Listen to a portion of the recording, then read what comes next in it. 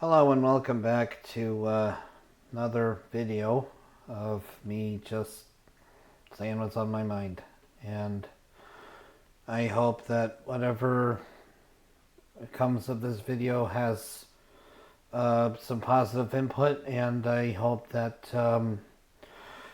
whatever is is viewed upon today is well, I hope it's taken, in a good way. And who knows if it also has to be taken with a grain of salt. I mean, just living in the type of environment that we live in where we should be considerate of others. And, you know, I'm going to have to work on a new disclaimer at some point. So, um, I'm just going to start off with a little story that I want to tell you all.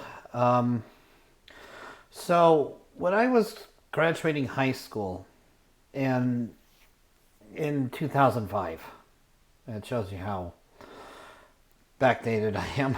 And I was going to graduate high school in 2005, and and I look back in those days, it was a lot. I mean, it was quite a period in my life that I never imagined it to be what it was. I mean, it wasn't all bad, but it was certainly a period in my life that I think I've never experienced before, and and I also hoped that, when I look back at that time, I am able to find myself, looking very positive about it. I mean, you know, I was 18 at the time. I'm 36 now, so it shows you how far back this train of thought goes. So here we go.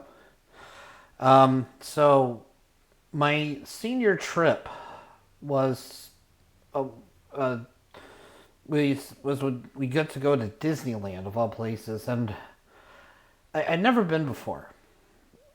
I I don't know why my parents never took the time to at least plan a day or just a quick trip or whatever to the happiest place on earth. Um,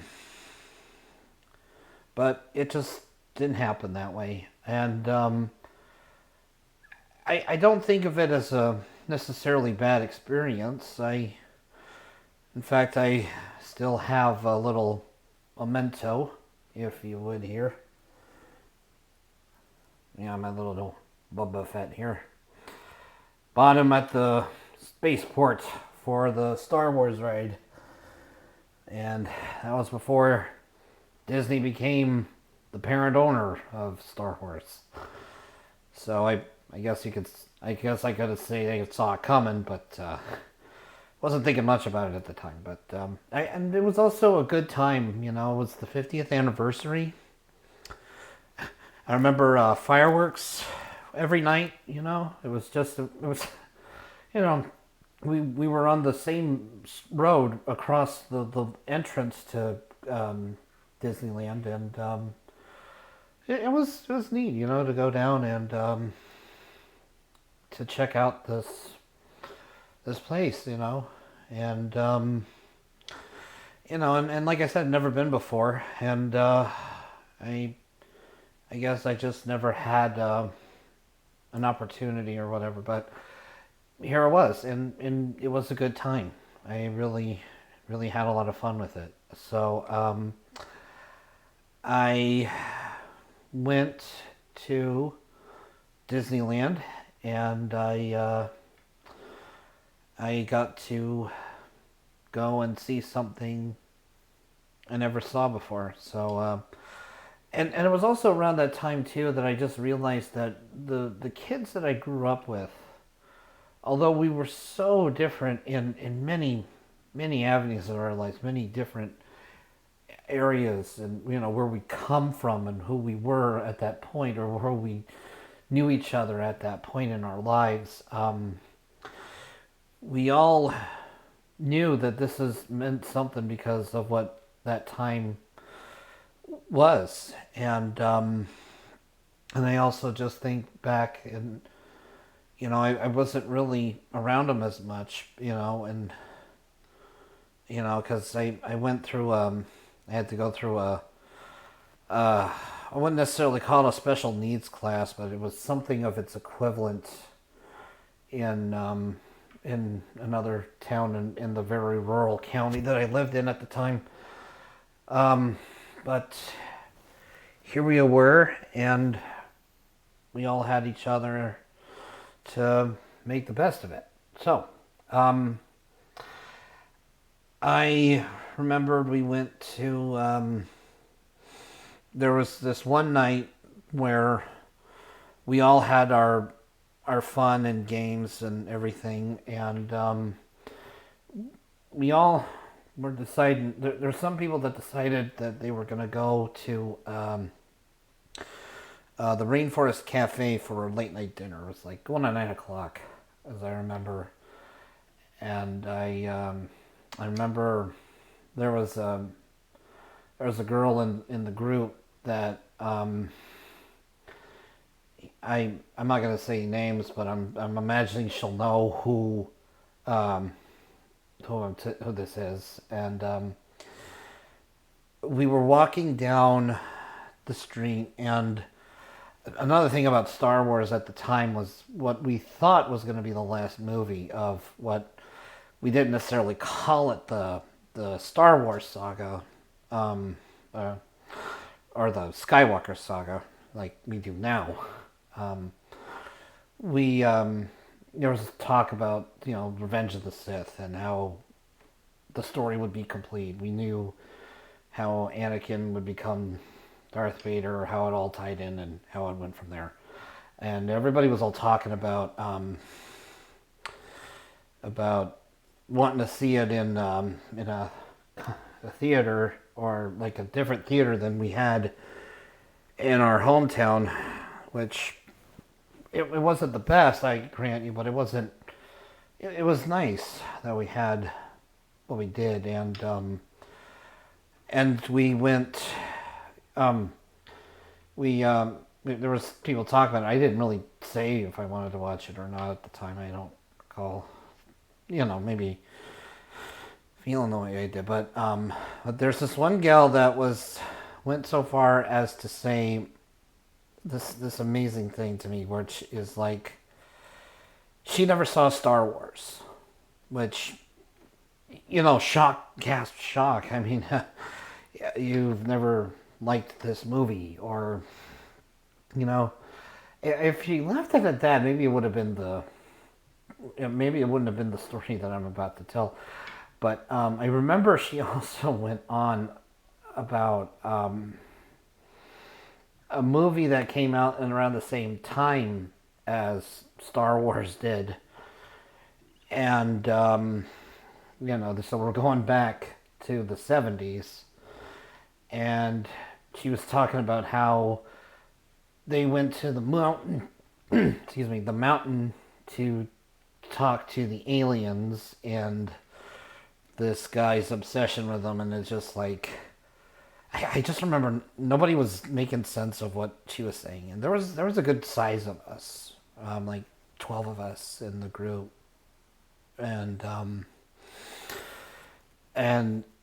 nobody thought about what this movie was, and here she was, just you could tell that she was so overcome, just like, oh, I know what it is, I know what it is, and she just didn't think of the title of the movie. And here I am. I don't know if I was waiting for somebody to answer, or if I was just wanting to show off or whatever, because it was like nobody knew what she was talking about. I would have to say nobody knew what it was that she was going on about, because it's like, here's this movie from the 70s that came out same year as Star Wars originally, and I felt bad for her, because it was like she seemed to like it for some reason.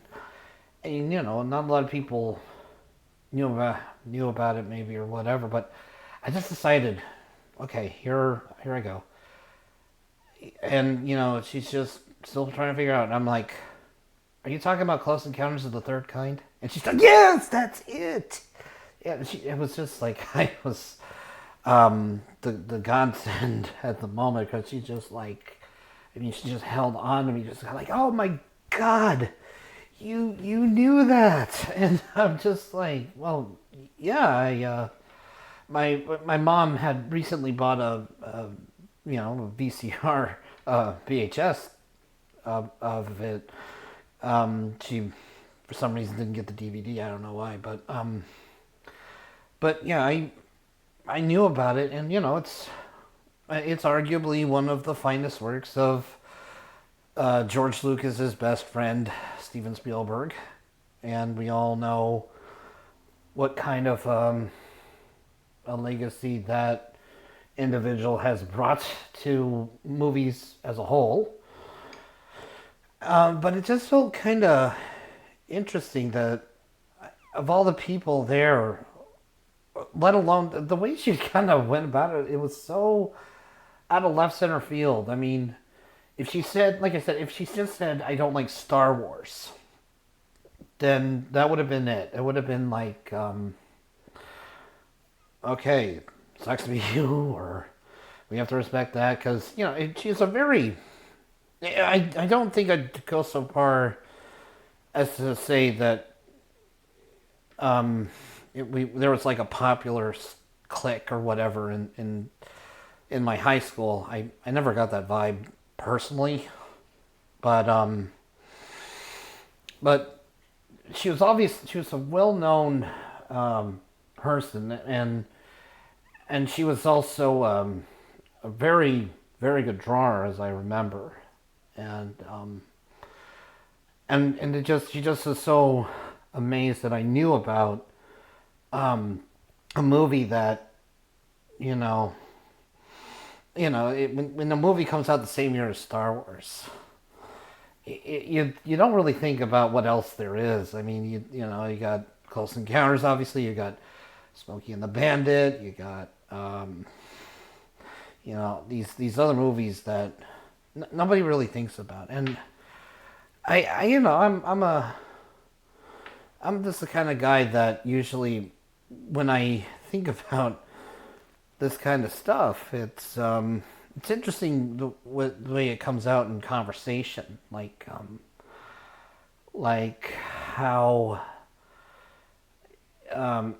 how people can relate to what it is that you're into, and and you don't want to assume that just because that people are how they are or act a certain way that that they're all about you can't assume everybody all like Star Wars, obviously, or there's still the debate about Star Wars versus Star Trek, which honestly I never really got much into as one or the other. Each could have been. I mean, I could probably think of some fan fiction where both worlds could combine, and you know, maybe that would have been something to really, and I was even though it was like, yeah, I was never a fan of the original series. I never liked Bones McCoy. I always found him to be the most obnoxious, and you know, he was always this character to me that made me repulse against everything else, and that should be okay because yes, that's part of the dynamic of the three main characters of Kirk, Spock, and Bones. But you don't have to like all three of them. You just kind of have to respect the plot that they have within the show that they're given, or the material, because be it the TV show or the comic books or the movies that they did with those characters and all that. You just kind of you just go with it, and you know, but to me, those are like one of the few moments in my life where I bond with somebody, and I I never realize what it is that people can, what makes people click, or what makes certain things out to be how they are, because you just never know what people are really into, and I, uh, I think that's really something that I've learned a lot over the years, is how people can relate into these unexpected thing, and when you connect with somebody over something that that you like, or about, or you know have familiarity with, there's something that is just rewarding about that. And I guess in that moment, that's the moment where I um, really bonded over someone um, who just from totally different fields and totally different aspects. It